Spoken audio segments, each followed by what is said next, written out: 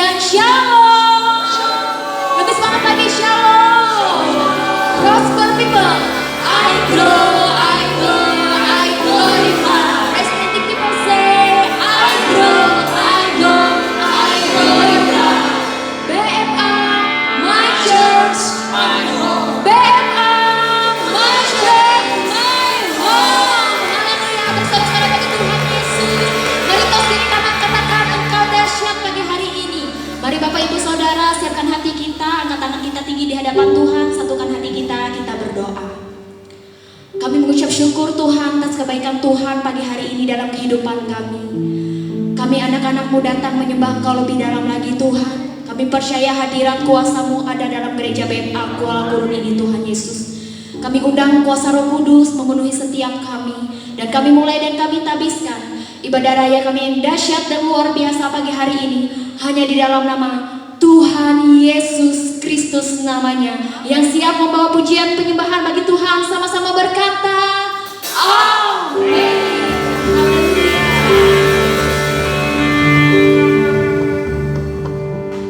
Sebab kami percaya Tuhan sanggup memulihkan setiap kami.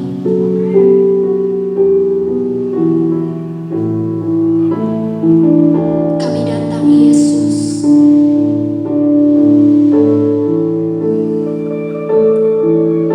Dalam setiap perkara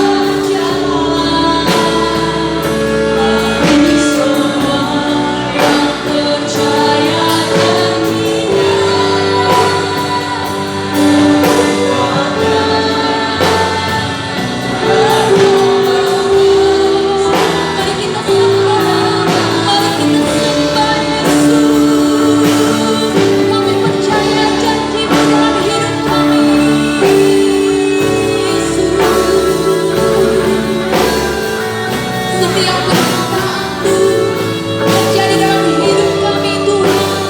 Kami percaya janji-Mu Yesus. Engkau yang punya jalan, Engkau yang sanggup, Engkau yang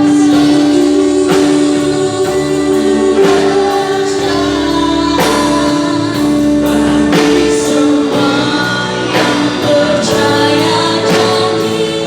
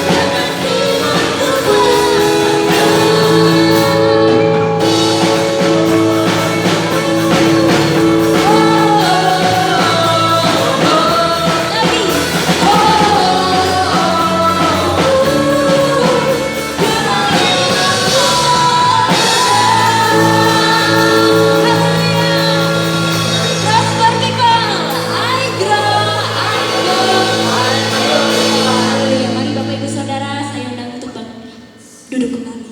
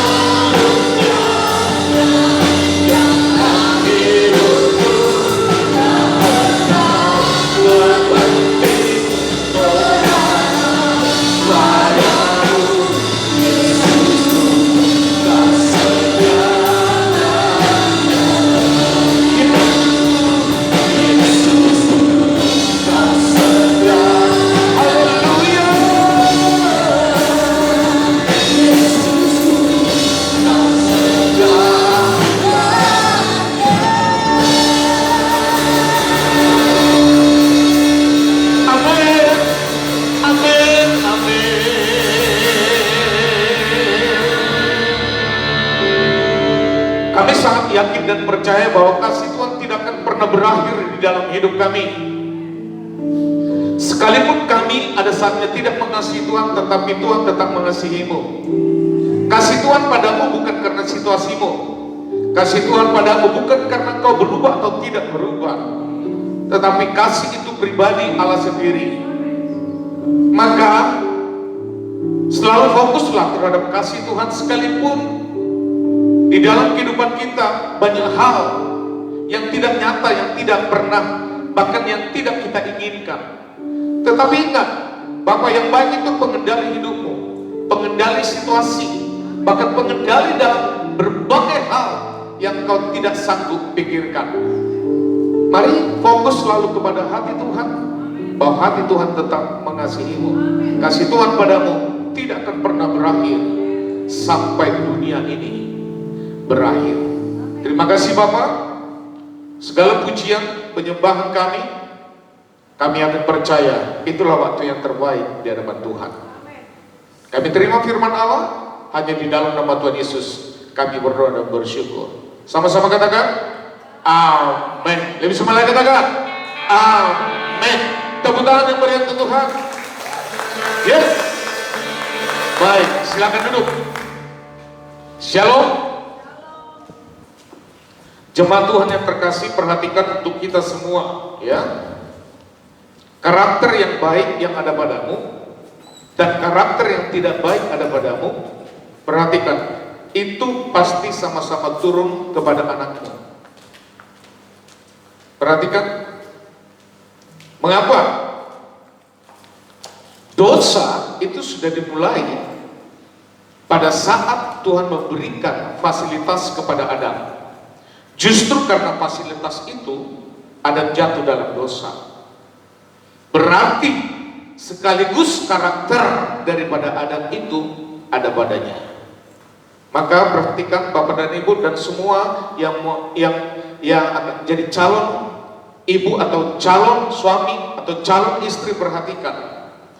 Kita berdua dipertemukan dengan karakter yang berbeda-beda. Bahkan dari pihak istri itu ada karakter yang tidak baik, dari suami juga ada karakter yang tidak baik. Tapi sekaligus juga dari istri itu ada karakter yang baik, dari suami juga ada karakter yang baik. Perhatikan, Bapak dan Ibu tidak ajar pun karakter yang buruk itu pasti turun kepada anakmu. Maka untuk mengantisipasi, mengurangi itu semua, luar biasa kalau suami istri itu hidup takut akan Tuhan. Katakan amin. Suami istri yang hidup takut akan Tuhan pun, karakter yang tidak baik pun juga masih ada turun pada anak-anak kita. Perhatikan. Saya ambil contoh saja. Saya dan ibu itu punya karakter, bangun pagi itu komitmen. Dan saya tidak ajar itu pada anak-anak, tetapi anak-anak pun akhirnya mengambil itu. Mereka tidak pernah masalah bangun pagi. Perhatikan. Nah, ada satu hal karakter saya yang buruk, ada satu hal karakter ibu yang buruk, tidak diajar pun ternyata anak-anak itu juga ada seperti karakter buruk yang kita punya. Perhatikan. Maka kalau suami istri salah satunya tidak berperan di sini, itu sangat riskan buat keturunan. Maka minimal suami istri harus memiliki karakter Kristus. Katakan amin. Kalau pasangan kita tidak bisa kita andalkan, biar kita sendiri. Karena dengan keadaan kita sendiri yang memiliki, yang menganut karakter Kristus, secara otomatis juga itu akan turun pada anak-anakmu. Amin. Halo, amin. Maka di dalam hidup ini kau harus mencari harta yang sejati. Tukang emas, tukang sedot, yang dia inginkan itu ketemu emas di dalam tanah, ketemu emas dalam serpihan pasir, ketemu emas mungkin di bebatuan. Itu yang dia inginkan. Maka dia harus rela berkorban dalam menyedot emas itu. Dia harus rela berkorban yang tadi yang putih jadi hitam. Bisa paham ya? Yang tadinya wajahnya putih sekarang berkilau. Dia harus rela, karena ada sesuatu yang mau digolkan, diambilnya. Maka perhatikan, harta sejati kita, apapun yang berbicara tentang fasilitas bumi ini, itu semuanya sementara. Maka harta yang sejati itu adalah Yesus. Halo? Amin? Mari, perhatikan lagi. Kita wajar apabila manusia itu perlu harta dan tertarik, bahkan menyimpan barang yang indah, bahkan menarik, bahkan bisa ditahan lama. Tapi perhatikan, siapapun yang menyimpan harta kita itu, apakah kita titip di bank, kita titip dalam suatu pemerintah, itu juga nanti akan ada masalah. Perhatikan, Mas Antam aja ada palsu. Di permukaannya itu emas, siapa yang tahu di dalamnya itu bukan emas? Halo? Maka harta sesungguhnya bukan emas yang kau punya, bukan pakaian yang mewah yang kau punya. Perhatikan, namun benda ini, harta ini, itu hanya bisa memenuhi sebagian kebutuhan segi jasmani. Manusia ini sifatnya mana? Manusia itu sifatnya terbatas, bahkan bisa dimakan karat dan juga lengah. Maka perhatikan, harta sesungguhnya yang kau punya itulah Yesus. Katakan amin. Di luar Yesus itu akan habis. Di luar Yesus itu akan berkarat. Di luar Yesus itu akan menjadi lengah. Siapapun butuh harta, tapi harta yang sesungguhnya bukan itu. Maka perhatikan, oleh karena kebutuhan-kebutuhan tadi, maka muncullah kekhawatiran. Mereka akhirnya fokus hidupnya untuk memenuhi kebutuhan-kebutuhan hari esok. Ini yang membuat manusia akhirnya mereka hanya berfokus mencari uang sebanyak-banyaknya agar kebutuhannya dapat terpenuhi. Perhatikan, kenapa Tuhan membuat usus kita itu hanya 12 meter panjangnya, nggak ada yang 30 meter. Supaya apa? Kembali lagi ke doa Bapa kami, berilah makan secukupnya. Artinya apa? Kita makan berlebihan pun jadi masalah. Jadi harta yang kau punya, uang yang kau punya, semewah apapun makanan yang kau beli, itu belum tentu kesehatan bagi tubuh. Halo? Maka tidak usah kita hidup itu iri terhadap seseorang yang tiap hari dia makan daging ayam. Nggak perlu. Halo? Karena daging ayam pun untuk mempercepat menjadi daging itu harus disuntik dengan sesuatu. Katakan amin. Kalau 12 meter berarti makanlah yang secukupnya. Kalau makan secukupnya, maka engkau tidak akan kehilangan fokus dalam hidup ini. Halo? Seseorang yang kaya raya, mobilnya begitu mewah, mungkin anti peluru, tapi kalau sudah waktunya mati.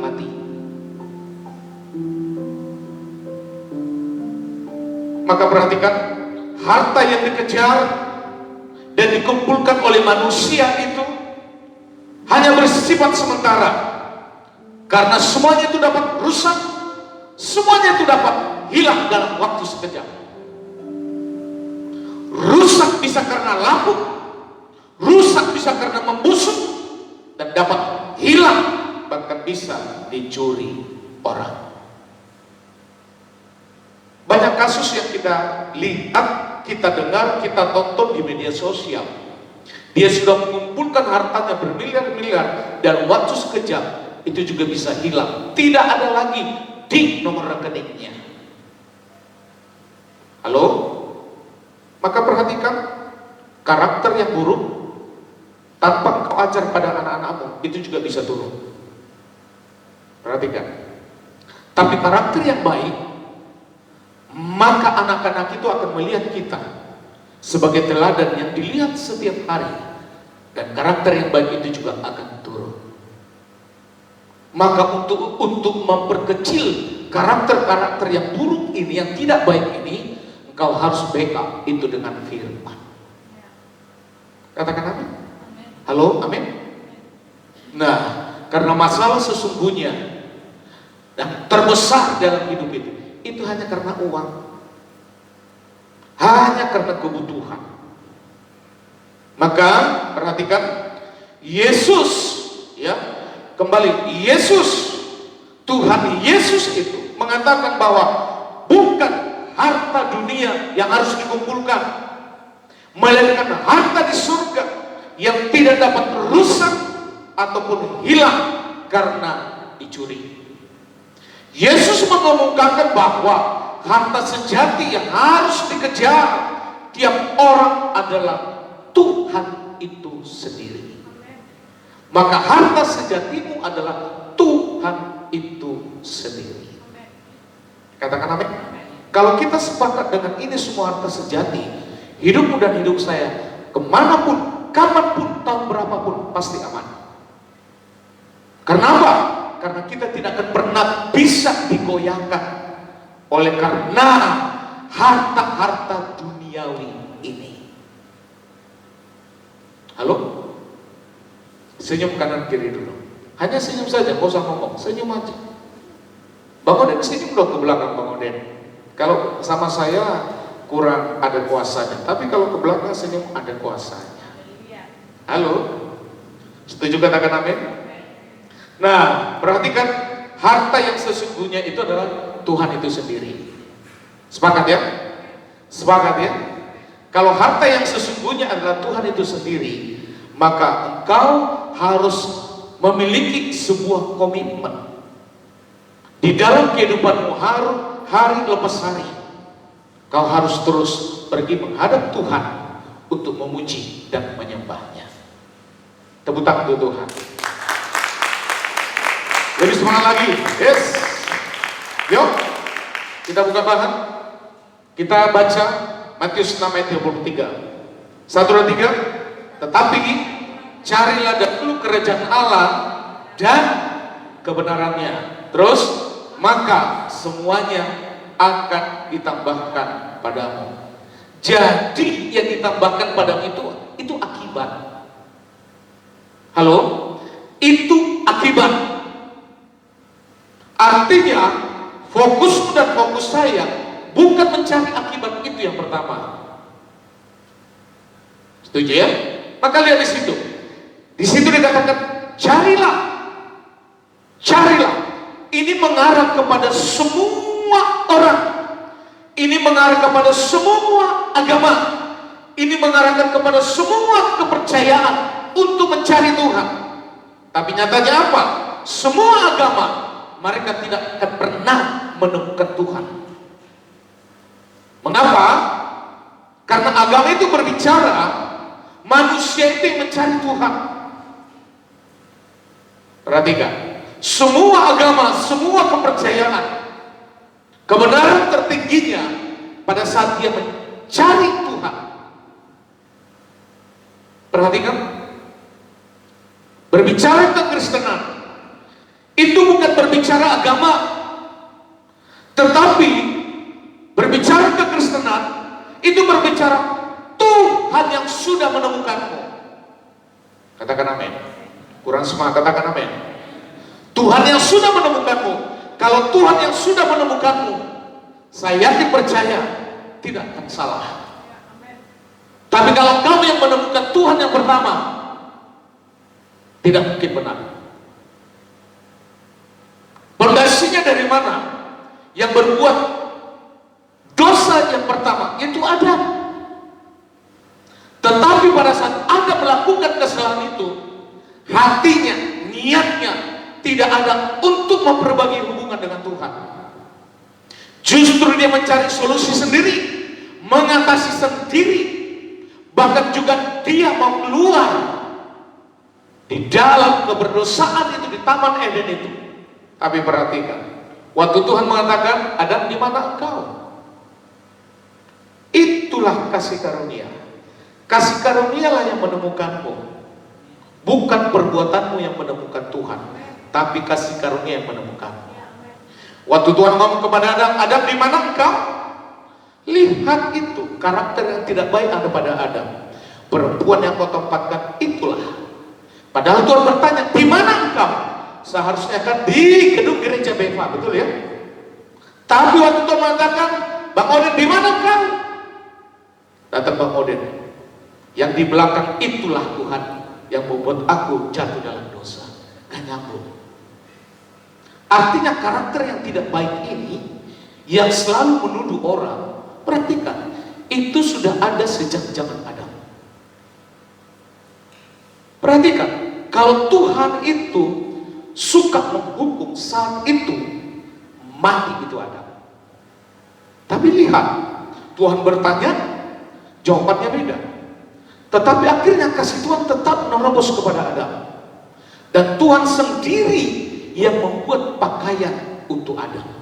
Sekalipun Adam dan Hawa sudah membuat usaha untuk menutup kemaluan mereka dengan daun-daun, tetapi lihat, Tuhan harus mengambil anak domba, diambil kulitnya, dan diberikan pakaian kepada Adam dan Hawa.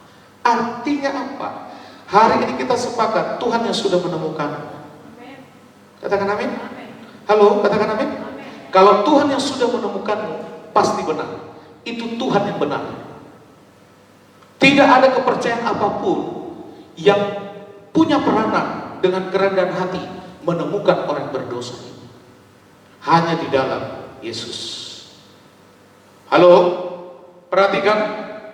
Kekristenan tadi bukan bicara agama lagi, tetapi Tuhan yang menemukanmu.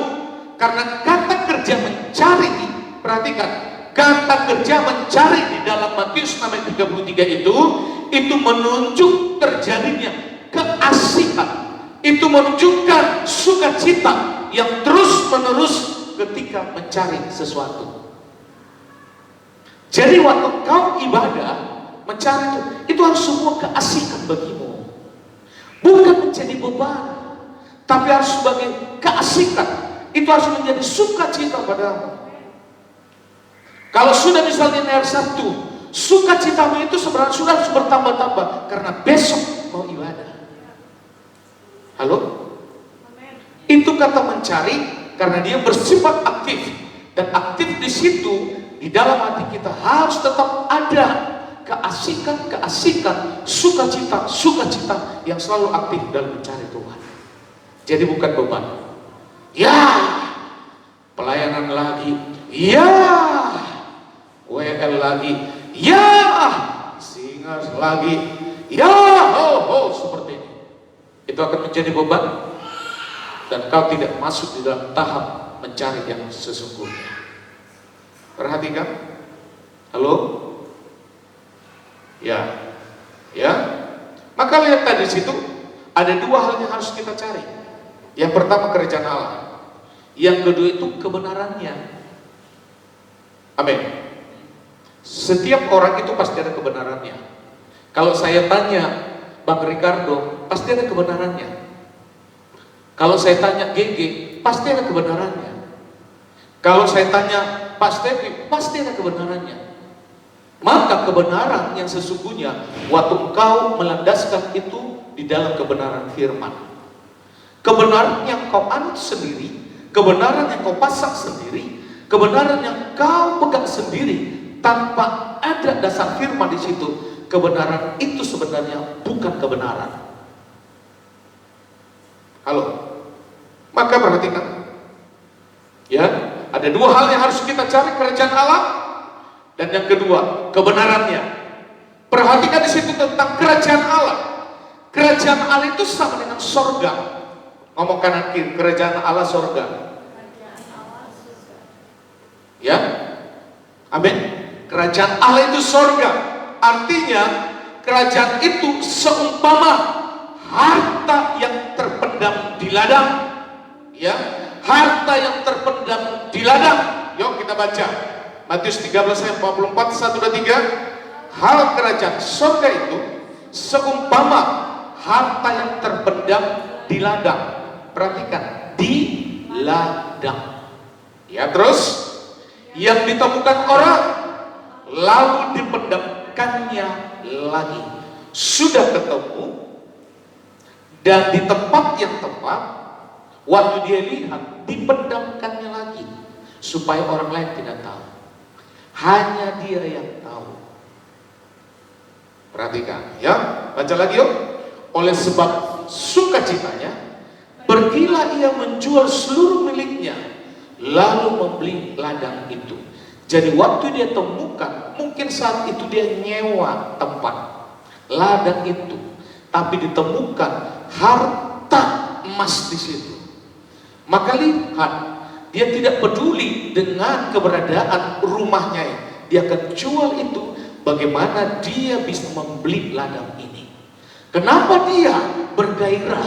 Kenapa dia bersemangat? Kenapa dia memiliki goal akhirnya utama untuk membeli ladang ini? Mungkin rumahnya sudah bagus, tetapi dia bisa melihat perbandingan dengan harta yang ditemukan di ladang ini. Rumahnya itu belum ada apa-apanya. Mungkin saat itu dia juga mau ingin bertukar dengan yang punya ladang. Orang yang punya ladang berpikir ini tidak, nilainya tidak seberapa, karena dia tidak tahu ada emas di dalam. Sehingga yang punya ladang mau tukar dengan rumahnya yang bagus. Maka perhatikan, orang kalau sudah menemukan sesuatu, dia sanggup lepas semua. Pada saat engkau sudah ditemukan kasih karunia Tuhan, waktu Tuhan sudah menemukan kamu, sebenarnya harta yang paling sesungguhnya Tuhan itu sendiri. Engkau pasti rela melepas yang lain, karena harta yang sesungguhnya itu engkau sudah temukan. Seperti seorang yang pergi ke ladang tadi, dia tidak peduli, mungkin mobilnya ada 4, mungkin rumahnya ada 2, tapi waktu dia temukan emas yang ada di ladang melebihi daripada semua, itu akan dia jual untuk membeli lahan ini. Perhatikan, halo, artinya penemuan-penemuan seperti ini itu di dalam rohani engkau tidak perlu mengusahakannya. Jadi di saat engkau sudah ditemukan Tuhan hari ini di hadapan Tuhan, harta yang sesungguhnya yaitu dia. Amin. Halo. Nah, kita harta yang sesungguhnya itu harus Yesus. Amin. Artinya Tuhan pun memiliki konsep. Pada saat orang yang dicarinya itu, dia sadar itu, dia merespon itu, dan dia menerima kasih karunia itu di Tuhan, di pribadi Tuhan sendiri. Engkau yang paling berharga daripada banyaknya orang manusia di dunia ini yang hartanya lebih banyak. Kau lebih berharga. Amin. Halo, katakan amin. Ngomong kanan kiri, saya lebih berharga di hadapan Tuhan. Gak apa-apa, di hadapanmu gak perlu berharga. Amin.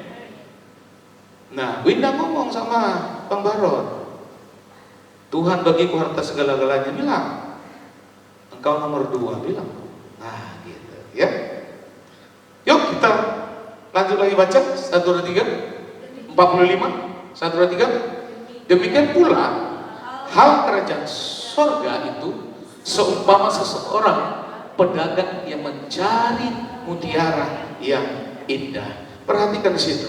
Tadi yang bersifat ladang, konteksnya ini yang bersifat pedagang yang mencari mutiara yang indah.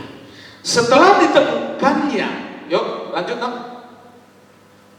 1, 2, 3. Setelah ditemukannya mutiara yang sangat berharga, ia pergi menjual seluruh miliknya, lalu membeli mutiara itu. Jadi harta yang sesungguhnya kalau secara dunia itu bisa harta, itu bisa emas, itu bisa mutiara. Tetapi di dalam hal kerajaan sorga itu bukan yang utama. Harta yang sesungguhnya itu adalah Tuhan itu sendiri. Jadi kalau ditanya secara sorga, engkau dan saya sudah sama-sama mendapatkan harta yang sesungguhnya itu. Engkau sudah meresponi, engkau sudah menangkapnya. Maka nilaimu dan nilai saya yang lagi khotbah ini di depan Tuhan, engkau sangat berharga di matanya. Amin. Tepuk tangan untuk Tuhan. Yuk. Nah, lihat, pada saat kita sudah ditemukan kasih karunia itu, pada saat harta yang sesungguhnya itu engkau sudah peroleh, engkau sudah dapat, bagianmu itu menjaga. Supaya apa?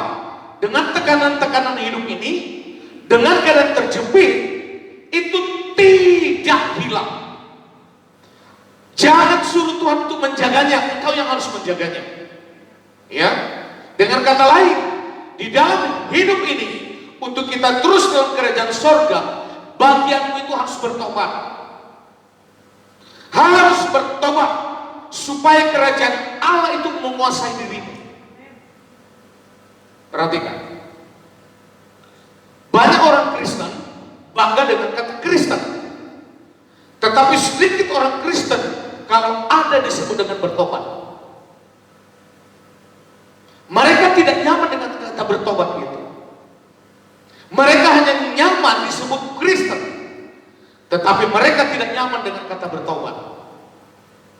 Mengapa? Karena kalau dia sudah ambil bagian bertobat itu, dia akan meninggalkan hal-hal dunia ini. Di situ banyak orang tidak mau. Manusia itu lebih suka diterima di kerajaan sorga, diterima juga di kerajaan dunia. Perhatikan, firman Allah hari ini kebenaran tertinggi. Engkau harus bertobat. Engkau harus terus mempertahankan kerajaan sorga itu menguasai dirimu. Amin. Amin. Memang kita tinggal di bumi ini, memang kita tinggal di dunia ini, tapi firman mengatakan engkau bukan berasal dari dunia ini, engkau berasal dari sorga. Engkau lagi tinggal sementara di bumi ini, tapi asalmu dari sorga. Kalau engkau berasal dari sorga, maka milikilah tadi karakter-karakter sorga itu. Teladan yang terbaik dalam karakter sorga itu adalah Yesus itu sendiri. Halo? Tepuk tangan untuk Tuhan, yuk. Kita baca Matius 3 ayat 2. 1, 2, 3. Bertobatlah sebab kerajaan sorga sudah dekat. Jadi ingat, kekristenan tanpa pertobatan, maka kristenmu itu hanya terdaftar di KTP. Tapi kekristenan berdasarkan pertobatan, maka kau sudah terdaftar di kerajaan sorga, bukan lagi di KTP. Amin. Tapi dunia sangat nyaman terdaftar di KTP, karena melalui KTP inilah dia juga bisa pinjam duit sebagai jaminan. Coba Bapak dan Ibu pergi ke bank, kau mengatakan, tolong saya minjam ini, duit ini nilai 100 juta. Pihak bank meminta sebuah rekomendasi untuk dia berhak menerima 100 juta itu. Bapak dan Ibu mengatakan, tenang saja, saya ini memiliki kerajaan sorga. Ditolak. Bisa paham? Tapi nanti kalau sudah pergi ke sorga, engkau mau pakai KTP di dunia ini, ditolak. Tapi waktu engkau pinjam bank, kamu pakai KTP sorga, ditolak juga. Maka manusia itu paling nyaman di sini setengah, di sini juga setengah. Maka posisi manusia itu paling suka suam-suam kuku. Ingat, dengan kata suam-suam kuku di kitab Wahyu mengatakan itu Tuhan muntahkan. Muntahkan. Kalau seseorang memuntahkan, berarti ada sesuatu mulai dari bibirnya, lidahnya sudah nolak. Perhatikan, kalau saya dari dulu sampai sekarang tidak suka makan hati. Nah, sering sekali saya dengan ibu antara rempelo, tahu ya rempelonya? Yang pembungkus kotorannya itu, tahu kan? Ayam misalnya ayam. Nah, di sebelahnya kan ada hatinya kan? Nah, kalau hatinya ini ada ikut ke rempelonya, kalau rempelonya saya suka, walaupun itu tempat pembungkuskan kotoran. Karena waktu dimakan dia gerak gitu. Tapi kalau hati sudah masuk ke lidah saya, tanya ibu, pasti saya muntahkan di situ. Muntahkan. Halo? Nah, karena ibu sering ngerjain saya. Kalau udah masuk itu, saya muntahkan. Itu sebenarnya tidak baik. Karena banyak orang suka juga hati. Tapi karakter yang tidak baik pada saya itu turun pada 3 anak saya lagi. Tidak suka makan hati. Itu nggak saya ajar. Tapi saya nggak perlu membuat itu bertobat supaya makan hati, nggak perlu. Karena itu tidak punya dasar untuk masuk ke surga. Halo? Amin? Jadi nggak perlu diberesin. Jadi Bang Oden nggak perlu menterapi saya. Bang Oden ngajak saya, Pak, sini konseling. Konseling apa Bang Oden? Mematahkan supaya Bapak bisa makan hati. Saya tidak akan mau, karena itu tidak hubungan dengan kerajaan surga. Kalau dari segi kesehatan saya pikir juga, ya, makan hati itu lebih bagus dalam kehidupan sehari-hari, sehingga saya juga gak suka mendendam yang makan hati. Halo? Orang yang suka makan hati itu endingnya akan selalu menjadi pendendam. Sakit hati, sakit hati, sakit hati. Maka salah satu caranya supaya tidak sakit hati, makan saja rempelonya. Itu pembungkus ayam tuh.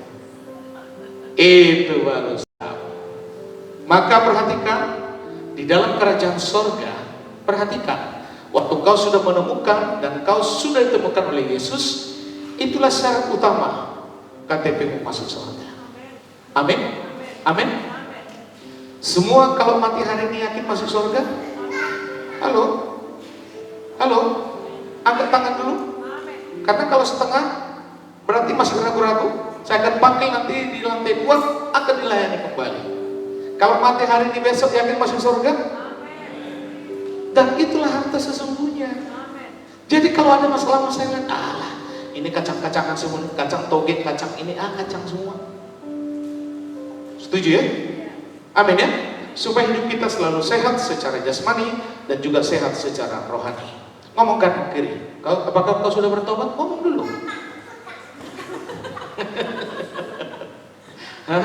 Apakah kau sudah bertobat? Nah, karena bertobat menerima Yesus, itulah KTP kita masuk surga. Amin. Nah, KTP masuk surga itu tidak laku atau minjam duit. Tapi banyak orang lebih asik KTP-nya untuk berfungsi minjam duit. Ya, yang kedua perhatikan di situ ya. Di situ dia katakan tadi, yang pertama cari, yang kedua di situlah kebenaran. Ya, kebenaran. Siapa itu kebenaran? Yesus Kristus. Maka hal inilah, kebenaran inilah yang mematakan ilmu di atas segala ilmu secara dunia, yaitu filsafat, induk dan segala ilmu itu dipatahkan. Karena apa? Yesuslah kebenaran itu. Karena apa? Yesuslah sumber kebenaran itu. Karena apa? Yesus itulah personal pribadi kebenaran itu. Inilah yang mematahkan semua tentang cara berpikir filsafat. Amin. Halo? Nah, kenapa? Karena filsafat itu kebenaran tertingginya adalah ilmunya. Sedangkan ilmu ini itu tahun lepas tahun bisa berubah, bisa berkembang. Tetapi kebenaran firman kokoh untuk selama-lamanya. Tidak perlu dikurangi lagi karena dia sudah sempurna. Gak perlu ditambah lagi karena dia sudah sempurna. Mengapa? Karena kebenaran itu sudah berbicara personal. Siapa itu? Yesus sendiri. Amin. Maka kita yang personal ini harus ikut gabung kepada kebenaran personal pribadi itu, yaitu Yesus. Kita harus masuk, kita harus menerima dia, dan kita harus mengakui dia bahwa dia sang juru selamat kita. Maka lihat itu, carilah dahulu, dikatakan, izinkan dahulu supaya Allah memerintah hidupmu. Carilah dahulu. Artinya carilah dahulu ini, ayo izinkan dahulu supaya Allah memerintah hidupmu. Perhatikan, carilah dahulu. Terjemahan yang mengatakan itu, izinkan dahulu supaya Allah memerintah hidupmu. Nah, Allah memerintah hidupmu atau tidak memerintah hidupmu, on-off-nya itu ada padamu. Halo? Ya, jadi kasih karunia itu tidak perlu memaksa. Kasih karunia itu dia tidak otoriter. Kasih karunia itu rendah hati. Maka perhatikan, Allah Bapa di sorga tidak mempertahankan atributnya, kemuliaannya, kekuasaannya, tetapi dia harus merendahkan dirinya, turun ke bumi melalui anaknya Yesus. Maka kebenarannya ada di sini, bahwa kasih karunia itu memiliki kerendahan hati. Maka on-off-nya itu ada padamu. Maka dalam setiap perjalanan hidupmu, mulai bangun pagi, izinkan dulu kerajaan surga itu menguasai pikiranmu. Amin. Tapi lihat, kita sering sekali jatuh dalam hal ini. Waktu bangun pagi, bukan firman yang dibaca, HP yang ditanya. Ya, HP yang ditanya, sehingga HP itulah yang kau izinkan untuk menuntun hidupmu satu hari itu. Halo? Halo? Orang yang sudah bertobat pasti memiliki karakter Kristus. Dan salah satu karakter Kristus itu, kau harus senang ibadah. Kau harus bersuka cita ibadah. Engkau harus membuat dirimu selalu asik di dalam ibadah. Karena apa? Bertemu dengan sang kekasih, bertemu sang mempelai laki-laki, yaitu Yesus. Halo? Amin. Carilah dahulu di situ, lakukan kehendaknya, hiduplah yang pantas sebagai warga kerajaan Allah. Ya, hal apa yang paling mudah dan hal apa yang paling sulit kita lakukan? Yang pertama, komitmen tinggal dalam kebenaran, itu nggak mudah. Yang kedua, komitmen untuk tidak khawatir dalam hal kebutuhan hidup. Nah, di sini problem kita, sekalipun kita sudah menerima Yesus sebagai Tuhan dan Juru Selamat, perkara kita sebenarnya yang paling terberat itu tidak komitmen. Ya, tidak komitmen. Maka saya bilang sekali lagi, kasih karunia yang Tuhan berikan padamu itu tidak ada hubungan darah. Kasih karunia Tuhan yang kau terima itu, anakmu terima, itu tidak ada hubungan darah. Itu hubungan Yesus langsung padamu. Itu hubungan dari Yesus langsung padamu. Amin.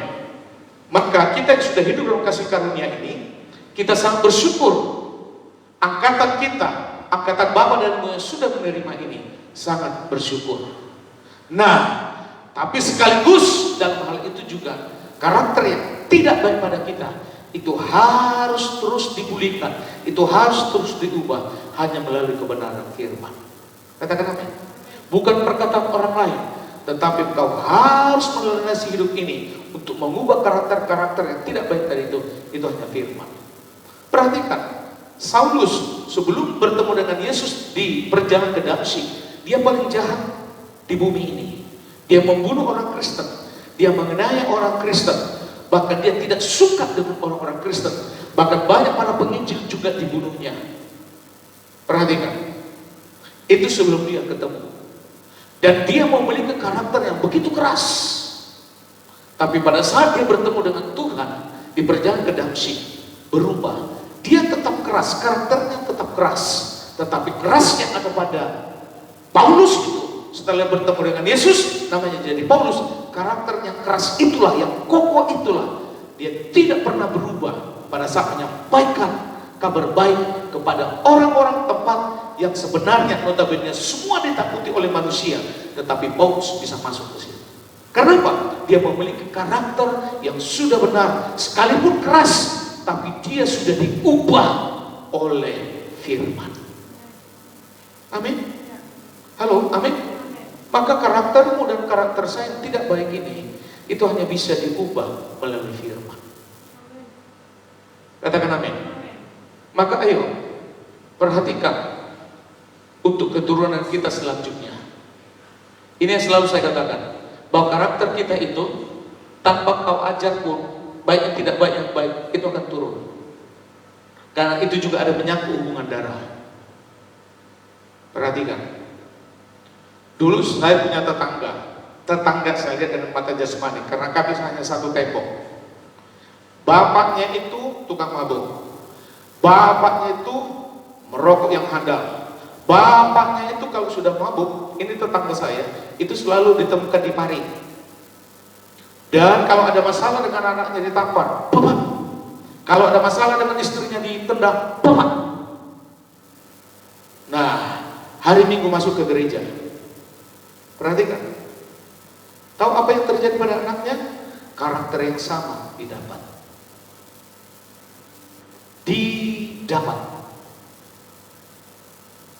Nah, maka pada saat engkau melihat dalam situasi seperti itu tidak baik, kau tidak lakukan, itu kasih karunia sudah terjadi padamu. Amin. Saya punya orang tua, bapak itu perokok anggar. Rokoknya itu Kansas. Tahu Kansas warna kuning? Isinya itu 24 batang.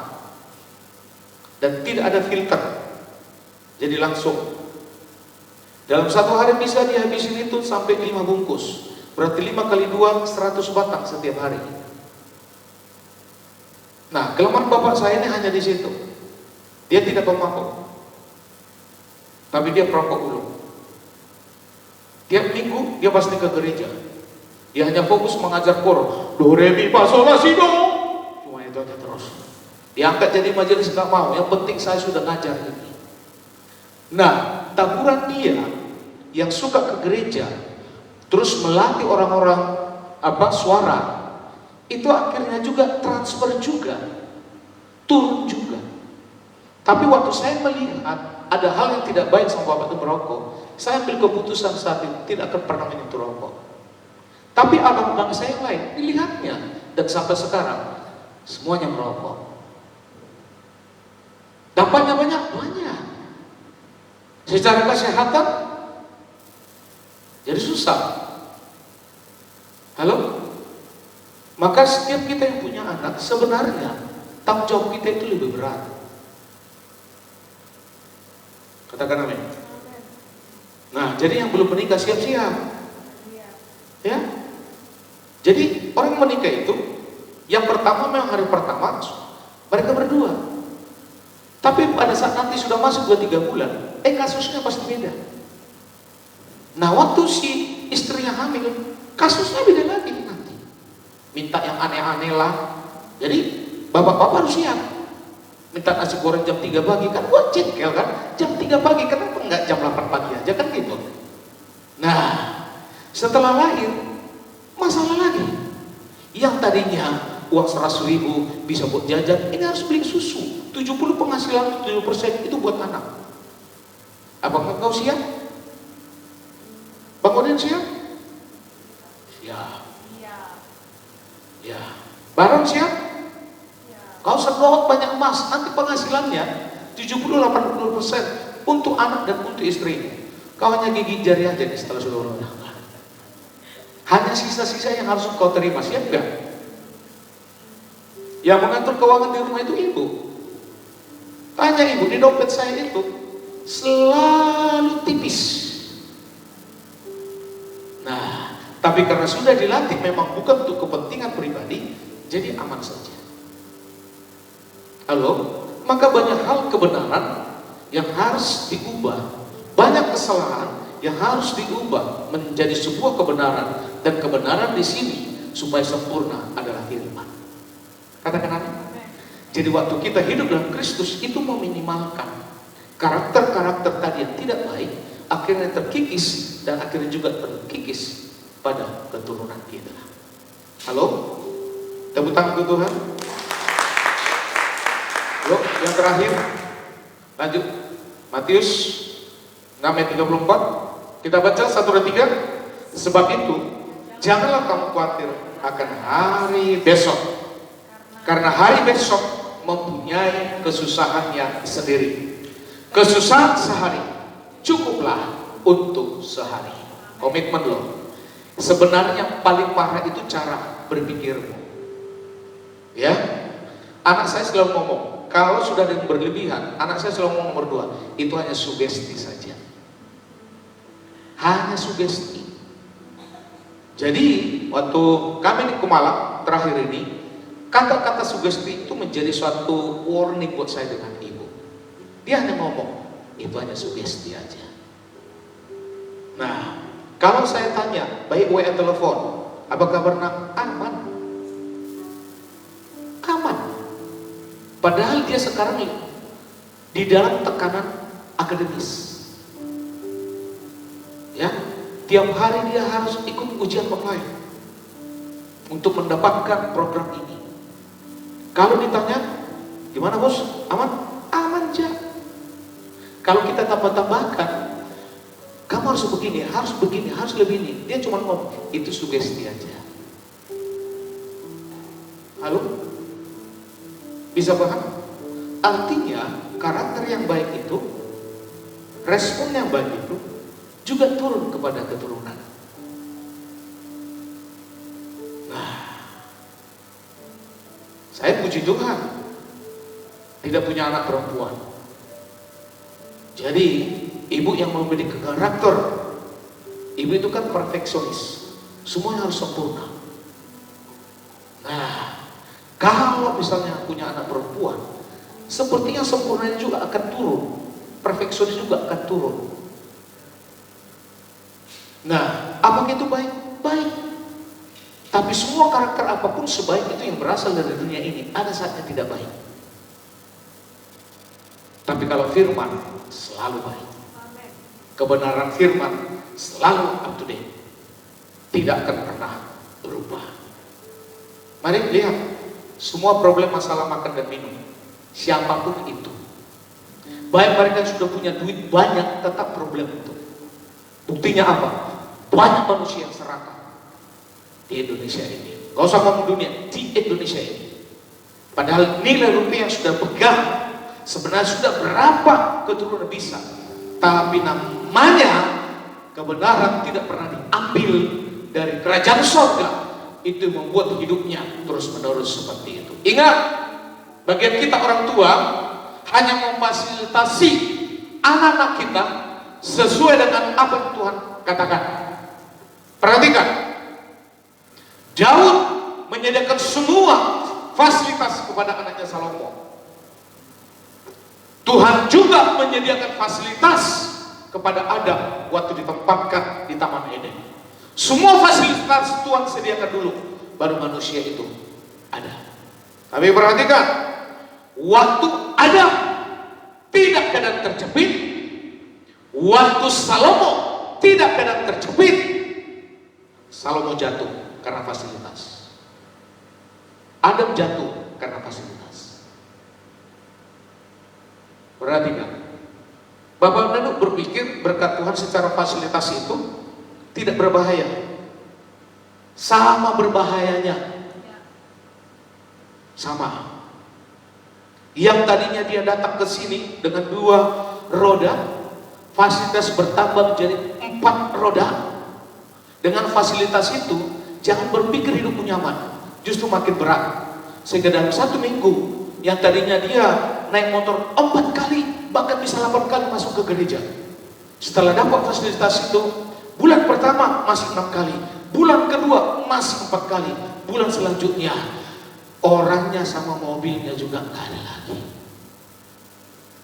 Karena fasilitas yang nyaman tadi, Salomo jatuh. Adam jatuh. Tuhan mau kita semuanya diberkati. Amin. Dan itulah sifatnya Tuhan kita. Dia tidak mau melihat anak-anaknya itu susah. Tetapi Tuhan juga tidak mau gara-gara fasilitas anaknya jatuh. Amin. Untung Salomo dia usia tua bertobat. Makanya ditulislah kitab Pengkhotbah. Semua di bawah matahari sia-sia. Untung. Nah, tapi Alkitab mencatat Adam sampai usia 930 tahun dia tidak bertobat. Hilang fasilitas. Ngomong kanan kiri, hati-hati fasilitas. Kurang semangat, hati-hati fasilitas. Karena saya juga tidak mau Bapak dan Ibu tidak punya fasilitas. Itu saya. Loh, kalau kalian tidak punya kendaraan datang sini kan repot saya jemput tiap minggu. Betul tidak? Nah, ada yang mau saya jemput, oh nggak usah Pak, oh itu aman. Tapi kalau minta jemput tiap minggu, kalau nggak dijemput jadi bahan pembicaraan kan? Kita udah sungguh-sungguh, kita udah siap, lipstiknya udah pas semua, sanggulnya sudah pas, nggak dijemput, kecewa. Nah, doa saya seluruh jemaat juga difasilitasi Tuhan. Tapi semuanya harus hati-hati. Keadaan terjepit dan tidak terjepit sama-sama rawan. Ngomong, keadaan terjepit, keadaan tidak terjepit, sama-sama rawan. Amin. Bapak dan Ibu panggil dosen yang namanya rawan tetap tidak selesai. Maka semuanya harus. Maka lihat, karena fasilitas kebutuhan sehari-hari inilah membuat banyak orang susah mencari kerajaan Allah, itu yang terpenting. Maka lihat, dengan kacamata iman kita bisa melihat hal-hal utama yang perlu dipikirkan dan dikerjakan dalam hidup ini, yaitu apa? Mencari kerajaan Allah dan kebenarannya. Itulah kacamata iman yang harus kita punya. Mencari kerajaan Allah adalah menerima dan tunduk pada kedaulatan Allah sebagai raja. Berarti mau taat melakukan kehendak Allah. Jadi persembahanmu yang terbaik dan bantuan adalah taat. Taat terhadap siapa? Firman. Amin. Perhatikan. Ya, pada saat kita fokus untuk melakukan kehendaknya, dia pasti, Allah pasti, Yesus pasti mencukupkan apa yang kita butuhkan. Perhatikan, mobil itu hanya bonus, rumah itu hanya bonus. Alkitab mencatat kebutuhan utama makan minum itu akan selalu Tuhan sediakan. Tapi karena manusia itu tidak puas dengan makan minum, dia ingin tambah-tambah, itu yang menjadi hidupnya sulit, susah. Padahal semuanya itu ditambahkan. Katakan amin. Halo? Jadi kalau semuanya kita mengikuti firman, kebutuhan kita hanya makan dan minum dan tempat tinggal. Dan yang lain itu itu hanya bonus. Bonus itu gak perlu menjadi fokus. Artinya yang utama ini Tuhan sudah sediakan. Kita gak makan 2-3 hari jadi masalah. Tapi kita tidak punya mobil 1 tahun pun sebenarnya gak perlu menjalan. Halo? Amin? Nah, artinya takaran dari Tuhan itu diberikan padamu itu gak terlalu berlebihan. Firman Tuhan ini, makan dan minum itu cukup. Tapi nyatanya, lebih dari itu engkau terima gak? Halo, Bapak dan Ibu terima gak? Lebih daripada makan cukup itu. Bapak dan Ibu menerimanya lebih dari situ? Halo, amin? Nah, ayo kita baca lagi 2 Timotius 2:4. Yuk, 1, 2, 3. Seorang prajurit yang sedang berjuang tidak memusingkan dirinya dengan soal-soal penghidupannya, supaya dengan demikian ia berkenan kepada komandannya. Perhatikan di sini, seorang prajurit. Tadi itu orang ke ladang, yang kedua itu pedagang, dan yang ketiga ini seorang prajurit. Kalau dia lagi perang, saya dengan Bang Oden lagi perang, tak gitu kan. Terus saya bilang, Bang Oden, istrimu di rumah bagaimana Bang Oden? Lo gak jadi perangnya. Waktu perang udah asik bagaimana? Anakmu di sana bisa makan gak? Seorang prajurit tidak akan pernah membicarakan itu. Dia akan fokus bagaimana untuk menghadapi ini musuh, dan dia akan fokus supaya apa yang dilakukan itu berkenan kepada komandannya. Maka komandan itu Tuhan, pemimpin itu Tuhan. Maka bagianmu dan bagian saya harus menjadi seorang prajurit yang sejati. Waktu engkau dalam perang menghadapi hidup ini, kesusahan, kesulitan, kau harus selalu fokus kepada Tuhan, supaya komandanmu itu mempercayai, supaya komandanmu itu menyenangkan hatimu. Kalau sudah komandan itu disenangkan hatinya, semuanya lain itu akan dicukupi. Amin. Ayo melatih diri. Seorang tadi mencari seperti seorang pergi ke ladang menemukan emas, seperti pedagang menemukan mutiara, seperti seorang prajurit yang sejati. Tidak peduli, yang penting dia pergi perang, fokus kepada Tuhan, fokus kepada apa yang menjadi bagiannya, dan itu menyenangkan hati komandannya. Kehidupan adalah karunia Tuhan yang sangat berharga. Katakan amin. Hidupmu hari ini, waktu kau masih bernafas hari ini, itulah yang paling berharga dari semua nilai yang kau punya hari ini.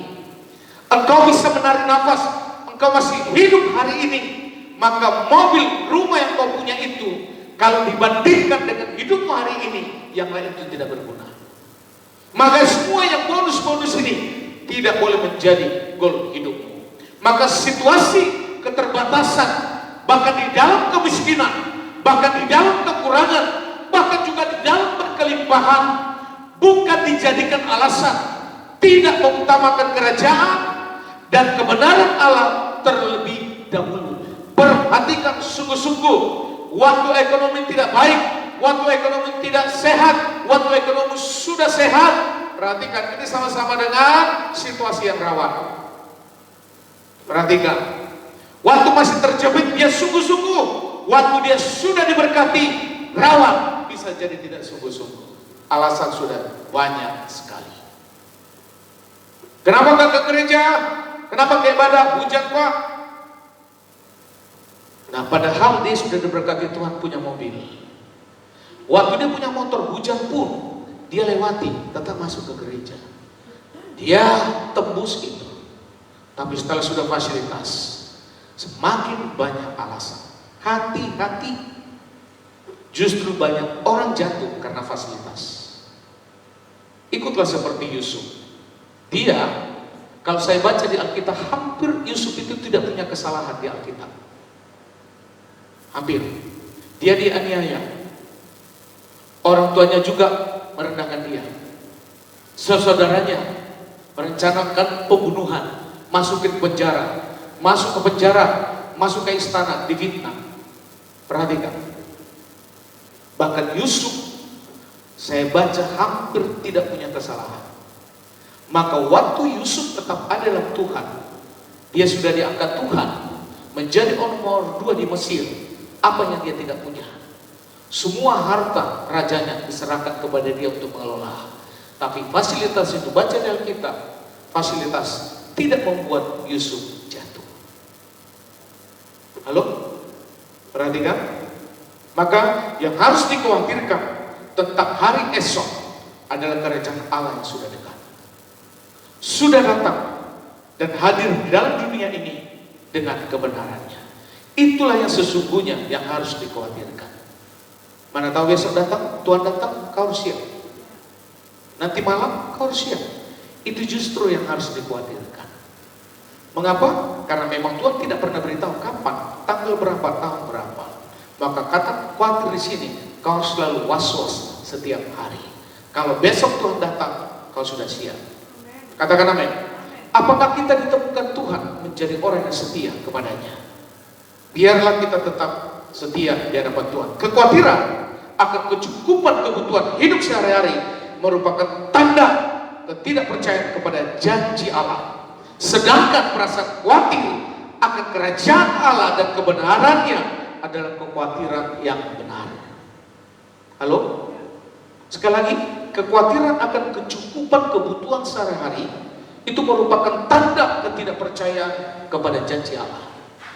Sedangkan perasaan khawatir akan kerajaan Allah dan kebenarannya adalah kekhawatiran yang benar. Apa yang sedang kita khawatirkan? Maka serahkan pada Tuhan dan percaya bahwa Dia akan mencukupkan semua kebutuhan saudara yang saudara perlukan. Sekarang hari ini buat tekad, lakukan pekerjaan pelayan Tuhan, percaya yang Tuhan percayakan kepadamu. Lihat bagaimana nanti Tuhan itu memelihara hidupmu, memelihara saudara, sekaligus nanti Tuhan itu akan menjadikanmu menjadi berkat buat untuk orang lain. Amin. Allah tahu apa yang kita perlukan. Setuju, katakan amin. Allah akan mencukupkan semuanya dan memelihara kita sebagaimana Ia memelihara burung di udara dan bunga bakung di padang. Kita harus bersyukur atas pernyataannya di dalam hidup kita.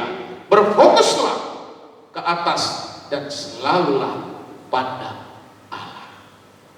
Semua punya masalah, betul? Halo? Minggu lalu saya katakan, penyebab masalah itu Tuhan tidak tertarik. Waktu Daud, Siklag daerahnya dibakar bangsa Amalek. Anak istrinya ditahan, termasuk semua tentaranya, anak istrinya ditahan. Tapi Tuhan tidak pernah tertarik kepada faktor penyebab ini terjepit. Tuhan tertarik pada saat firman Allah mengatakan Daud memperkuat imannya, Daud mempertebal imannya, Daud mempercayakan imannya. Itulah yang membuat Tuhan tertarik. Jadi datang kepada Tuhan, gak perlu merengah-rengah tentang penyebab-penyebabnya. Kau datang kepadanya seperti Yosafat, waktu bangsa yang lain mencengkram mereka, mau menghancurkan mereka. Siapa? Yosafat ambil keputusan untuk mencari Tuhan. Semua disuruh puasa, termasuk ternak, binatang disuruh puasa. Itulah yang membuat Tuhan tertarik pada. Tuhan tidak pernah tertarik kepada penyebab masalah. Tuhan yang tertarik pada saat engkau mencari Dia. Waktu kau mencari Dia, maka Tuhan bertindak. Kalau kau selalu mencari-cari penyebab, Tuhan tidak akan bertindak. Tapi waktu kau sadar bahwa posisi yang terjepit itu, kau datang kepada Tuhan, baru Tuhan tertarik. Ngomong kanan kiri, keadaan terjepit, pertebal imanmu, Tuhan tertarik padamu. Kalau Tuhan tertarik, apa yang Dia tidak kasih? Amin.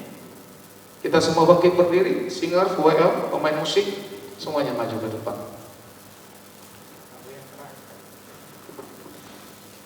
Haleluya. Mari persiapkan anggur dan roti. Amin. Haleluya. Yesusku. Amin. Tak pernah berakhir kasih setiamu, selalu nyata dalam hidupku.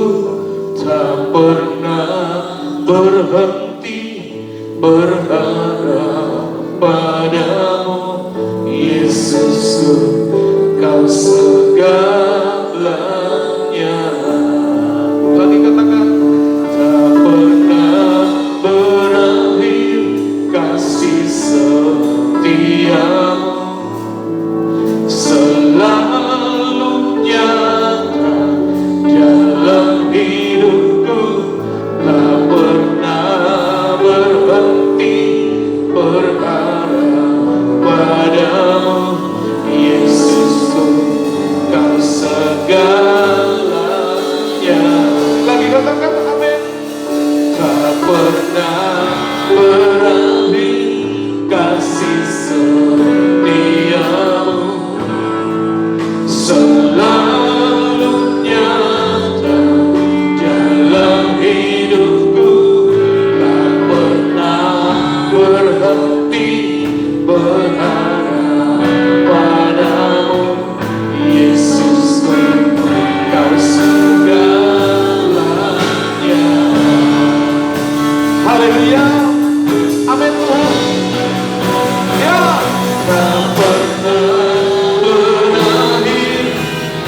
kasih setiamu selalu nyata dalam hidupku, tak pernah berhenti berharap padamu, Yesusku, kau segala. Lagi katakan, tak pernah berakhir kasih setiamu selalu nyata dalam hidupku, tak pernah berhenti berharap padamu, Yesusku, kau segala. Lagi katakan, tak pernah berakhir kasih setiamu selalu nyata dalam hidupku, tak pernah berhenti berharap padamu, Yesusku, kau segala. Mari supaya amin Tuhan, amin. Bapakku yang baik, kau sangat ku cinta, lebih dari segalanya di dalam hidupku. Bapakku yang baik, Engkau yang penuh, lebih dari segalanya. Kasih setiamu Tuhan tak pernah berakhir. Kasih setiamu Tuhan selalu nyata di dalam hidupku. Oh, tak pernah berhenti berharap padamu, Yesusku segalanya, Yesusku segalanya. Oh, amin,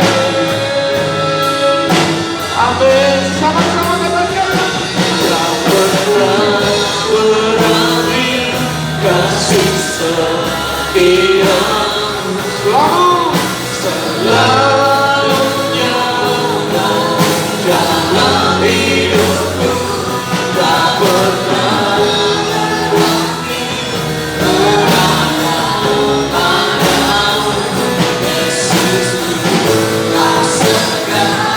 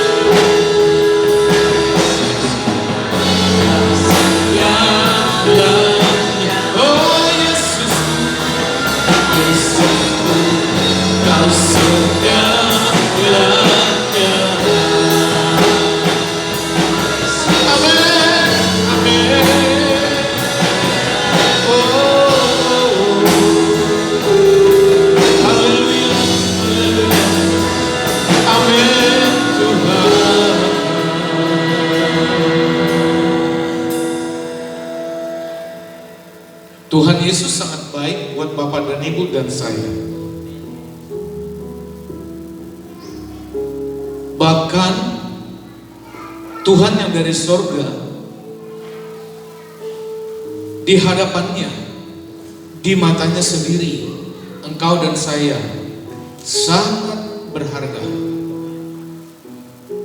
Dibandingkan dengan uang yang triliunan, engkau tetap berharga. Dibandingkan dengan kekayaan yang dimiliki orang terkaya sekalipun di dunia ini, kata Tuhan, engkau yang lebih berharga. Kalau Tuhan sudah menempatkan kita menjadi pribadi yang paling berharga, maka hidup kita tidak perlu lagi masuk dalam kekhawatiran-kekhawatiran yang berlebihan. Hanya satu khawatir yang kau harus tetap pertahankan hari ini, itu tentang kedatangan Tuhan. Artinya kata khawatir di situ berarti kita harus tetap berjaga-jaga. Terima kasih Tuhan. Tuhan baik dalam hidup kita. Haleluya Tuhan. Mari semua angkat roti lebih tinggi dari atas kepala kita, karena kita tahu bahwa tubuh Kristus harus tercabik-cabik supaya tubuh Kristus engkau makan hari ini dan bersatu dengan tubuh Kristus. Di dalam Tuhan Yesus, tubuh Kristus menyatakan hari ini kita harus tetap memberitakan bahwa dia hidup, dia bangkit, dia naik ke surga dan akan turun lagi ke bumi ini untuk menjemput kita mempelai perempuannya. Apabila Bapak dan percaya bahwa tubuh Kristus ini waktu kau makan, kau sudah bersatu dengan tubuh Kristus, maka semua tubuh kita secara fisik hari ini jasmani yang tidak baik, tidak sehat, Tuhan Yesus sembuhkan. Darah Yesus, tubuh Yesus menyembuhkanmu. Apabila engkau percaya dengan hal ini, maka engkau makan di dalam nama Tuhan Yesus.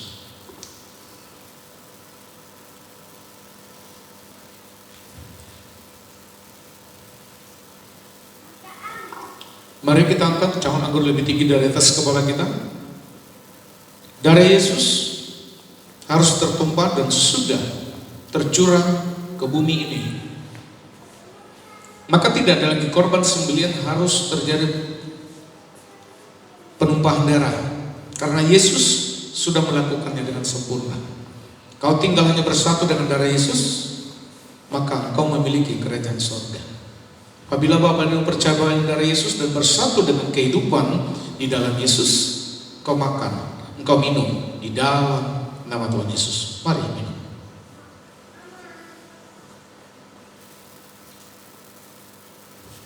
Haleluya Tuhan. Naikkan ucapan syukurmu di hadapan Tuhan 2 menit pada saat ini. Amin. Amin Tuhan Yesus. Amin Tuhan. Haleluya. Oh Yesusku. Amin. Tak pernah berakhir kasih setiamu, selalu nyata dalam hidupku, tak pernah berhenti berharap padamu. Yesusku, kau segalanya,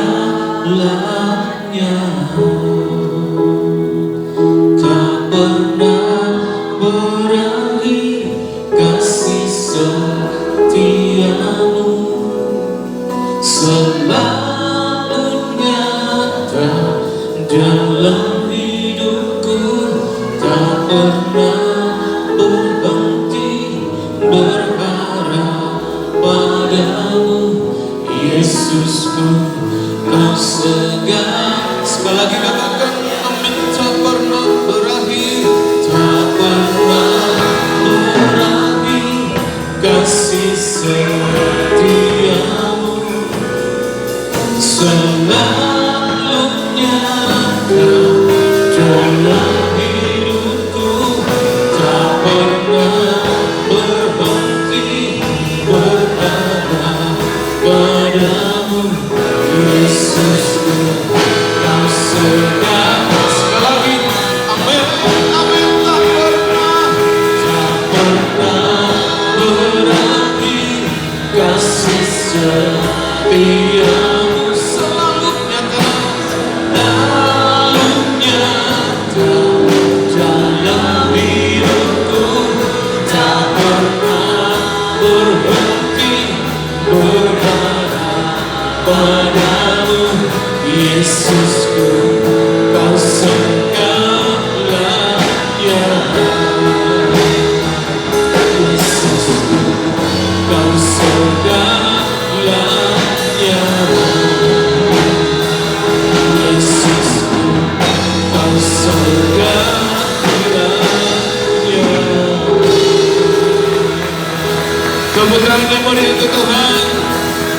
Haleluya, haleluya, haleluya. Amin, amin, amin. Harta yang sesungguhnya yang sudah kau terima hari ini adalah Tuhan itu sendiri. Di luar Tuhan tidak ada yang kekal. Maka harta yang kekal ini engkau sudah punya, maka hidupmu dan hidup saya aman di bumi ini dan aman di surga. Terima kasih Bapak, diberkati seluruh jemaat Tuhan yang hadir pada saat ini. Apa yang kau lakukan hari ini, semua taburanmu Tuhan membalas berlipat kali ganda. Suami diberkati, istri diberkati, bahkan semua pekerjaanmu, usahamu yang Tuhan taruh padamu hari ini, Tuhan memberkatimu. Bahkan pada saat engkau melakukan segala sesuatu yang sepertinya tidak mungkin, bersama dengan Tuhan bisa jadi mungkin. Terima kasih, terima kasih. Kekuatan fisik, kesehatan Tuhan curahkan terus, Tuhan berikan padamu, sehingga pada saat menghadapi apapun engkau tetap sehat, kuat, makmur, panjang umur, diberkati Tuhan.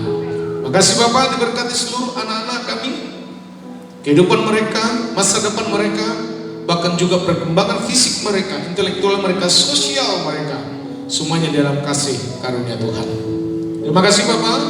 Bahkan seluruh jemaat kami yang belum masuk ke Kuala Gurun ini karena perjalanan, karena situasional, Tuhan yang mendatangkan mereka kembali lagi dengan keadaan sehat, makmur, panjang umur. Terima kasih Bapak dalam surga, Tuhan yang terbaik buat kami semuanya. Hari ini kami menabur buat pekerjaan Tuhan di tempat ini. Apapun yang kau lakukan hari ini, yang kau tabur, Tuhan membalas berlipat kali ganda persembahanmu, ucapan syukurmu, persepuluhanmu untuk pembangunan. Tuhan memberkati kita. Terima kasih Bapak. Kami menerima berkat Tuhan pada saat ini. Mari kau angkat tangan di hadapan Tuhan. Kasih karunia dari Allah Bapa di surga yang berlimpah-limpah, cinta kasih dari Yesus Kristus, dan pimpinan dari Roh Kudus yang memimpinmu hari ini sampai Maranatha, Tuhan Yesus datang kedua kalinya. Semua yang percaya, mari sama-sama katakan Amin.